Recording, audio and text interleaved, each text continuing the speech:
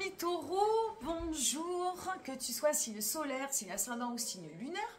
Ce message guidé, je préfère l'appeler comme ça aujourd'hui. Ce message guidé est fait pour toi. Tu peux compléter avec donc ton ascendant et ton signe lunaire si ton signe solaire est différent du taureau. Pour cela, tu vas dans Astrothème ou Evozen. En 2 minutes, 2 secondes, tu as toutes les planètes. Enfin, là, tu auras juste besoin de ton ascendant et de ton signe lunaire. Tu fais un combo, tu prends que ce qui résonne pour toi, tu laisses le reste. N'hésite pas à réécouter la guidance une seconde fois. Voilà, au début, on ne sait pas trop ce qui va se passer. Je ne fais pas de prédiction, hein, je ne suis pas dans le détail des prédictions. C'est plutôt un travail énergétique, c'est comme ça que je travaille. Ça permet de...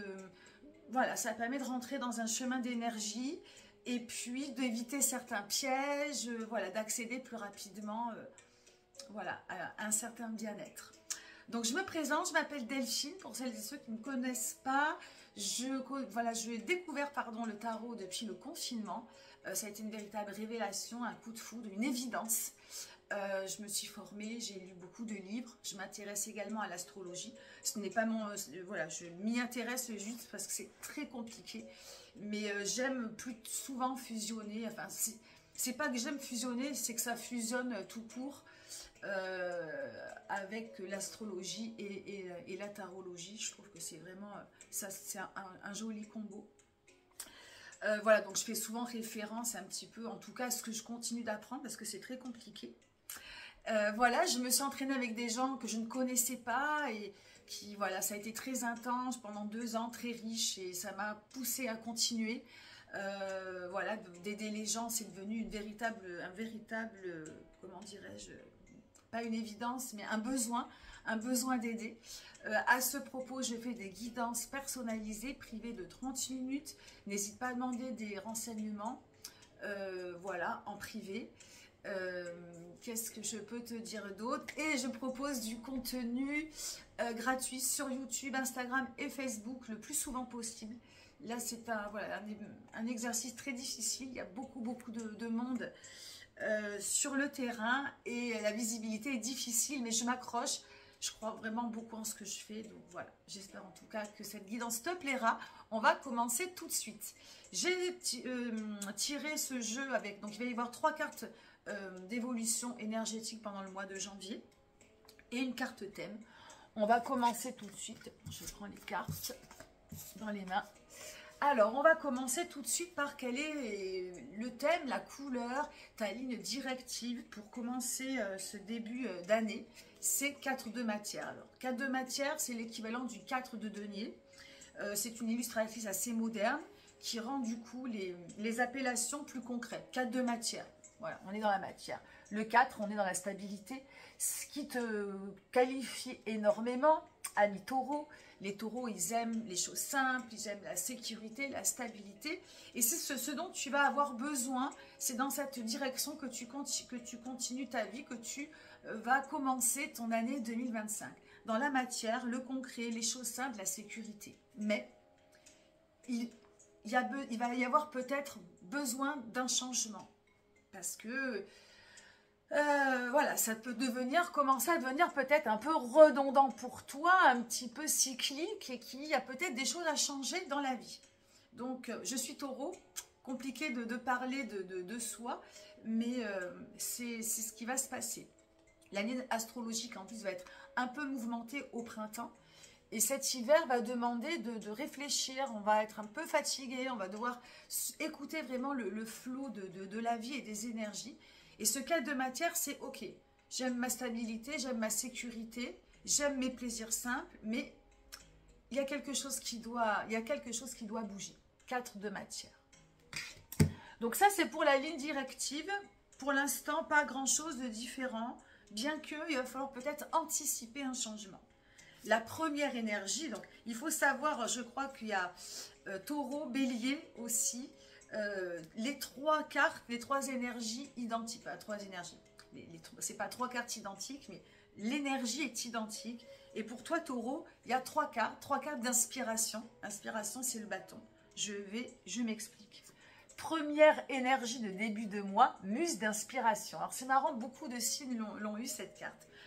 Muse d'inspiration, comme tous les débuts d'année, on met la barre très haute, on est plein de résolutions, on est plein d'inspiration. Alors, ou on est plein d'inspiration ou pas. Il faut savoir que quand je parle d'une énergie, on peut ressentir l'inverse. Donc, j'essaie de le faire le plus possible pour que tout le monde puisse s'identifier. Tu peux aussi être en panne sèche d'inspiration, ce qui est d'ailleurs un petit peu mon cas. En même temps, je suis avec des choses qui me galvanisent, qui m'excitent, qui me donnent envie énormément. Et puis en même temps, qu'est-ce que je fais? Où est-ce que je vais? Je ne suis pas non plus... Concrètement, je ne suis pas inspirée. J'ai une inspiration générale, mais si tu me demandes le détail, c'est la panne sèche, la feuille blanche. Donc, ou tu es dans l'un ou tu es dans l'autre. Dans tous les cas, muse d'inspiration, c'est le Graal, c'est la fin de ce cycle. Alors, inspiration, créativité, vitalité, c'est la chose fragile, la connexion entre le mental, le cœur, le corps. Ah, il y a un chat qui nous surveille. C'est ce qui va lier les trois. C'est ce qu'on appelle l'inspiration, la créativité. Tu vois, c'est ce qui te donne envie de te lever le matin. C'est cette chose fragile qui, pour moi, est vraiment très importante et qui fait ton bonheur, qui fait tes petits bonheurs simples. Donc, ça part très fort. Muse d'inspiration, ou trop, ou pas assez.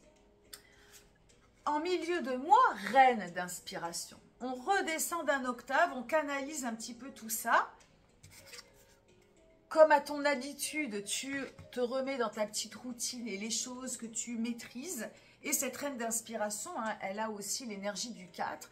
Elle revient un petit peu sur ses pas. Et voilà, elle se remet dans sa vie, elle est bien dans ce qu'elle vit. Mais voilà, elle a peur. Elle a peur de ce qui va se passer par la suite.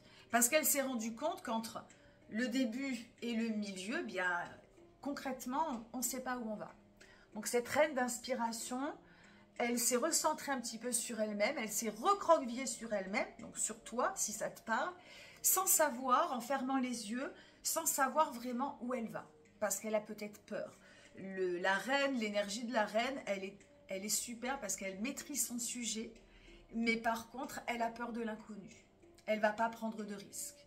Et les taureaux, ils ont un peu cette peur du changement, très long à la transition, et du coup, ben, les changements, voilà, mettent du temps, parce qu'il y a pas...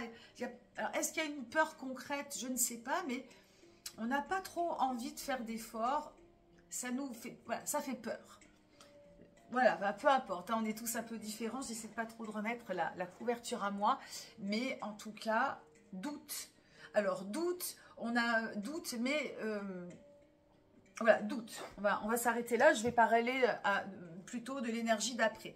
L'énergie de fin de mois, c'est 3 d'inspiration. On recule encore plus. 3 d'inspiration, donc là, vous voyez, c'est un... Comment on appelle ça? Vous savez, les dominos, là, un jeu de dominos qui s'éclate partout par terre. Et en fait, d'une direction, bam, tout part en éclat. Alors, ça veut dire quoi? Pavé dans la mare, opportunité, autre direction, dispersion. Il y a quelque chose là qui vient te freiner. Alors, ça peut être quelque chose de très positif et c'est peut-être ça en fin de mois qui va venir prendre un nouveau sens. Le 3, il faut faire très attention, c'est une énergie qui disperse, qui peut reculer, qui peut douter. Voilà, c'est... J'ai pas envie de me prendre la tête, donc je suis partout et nulle part en même temps. Paf. Là, c'est carrément...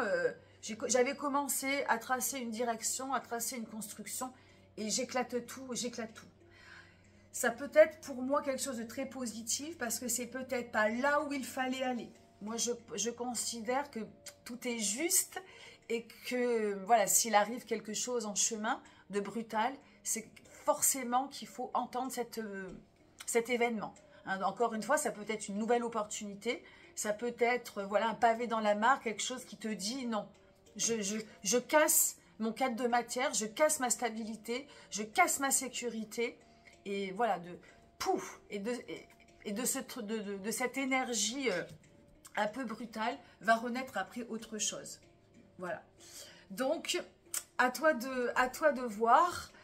Pour moi, le conseil principal, c'est de gérer cette créativité, de gérer cette inspiration, de conserver, voilà, comment tu es, qui tu es, ce dont tu as besoin pour être bien, de canaliser ta peur et tes angoisses et ton anxiété si tu ressens ça, et de faire confiance, de te faire confiance, de vraiment te, voilà, fais-toi confiance. Après après je pense, voilà, après cette fin janvier, on peut revenir, tu peux te réinspirer de cette muse inspiration, de cette énergie de début d'année, comme tu sais bien le faire. Voilà, je ne vais pas être trop longue, ami Taureau, pour ce message. J'espère qu'il te fera du bien. En tout cas, voilà, ça part bien. Il y a juste à canaliser, à écouter les événements et à pouvoir se rediriger facilement. Plein de bonnes choses pour toi, plein de belles choses pour toi pour l'avenir. Et je te dis à très bientôt. Merci. Bye bye.